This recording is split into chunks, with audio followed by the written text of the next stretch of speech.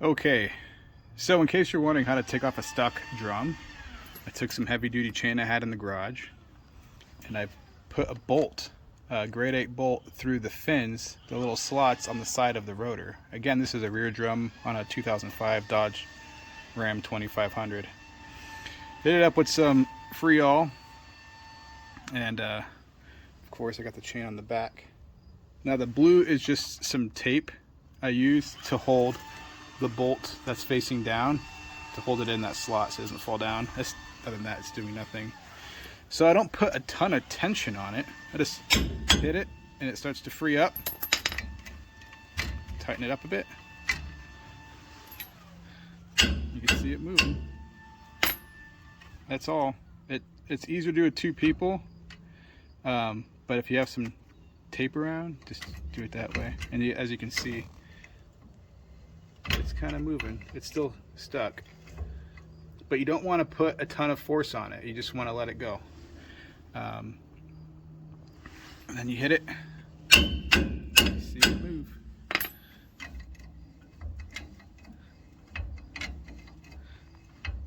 All right, we'll hit it again.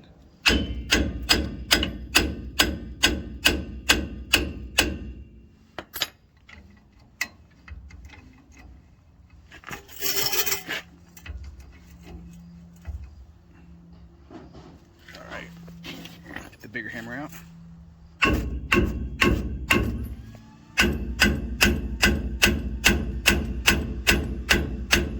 That's all there is to it. Okay, real quick, as you're pulling off the rotor with the chain, it'll get to a point where it's going to stop. You're going to think it's stuck again, but it's really not. So what you got to do is take the jack off completely, and I did get it off, and it was not bad at all. And you take the chain off, and what you do is you just kick or push the rotor back in.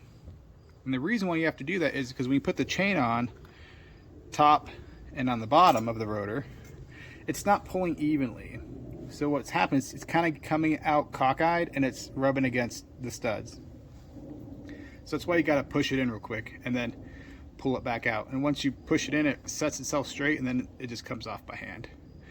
Also, make sure your e-brake is off.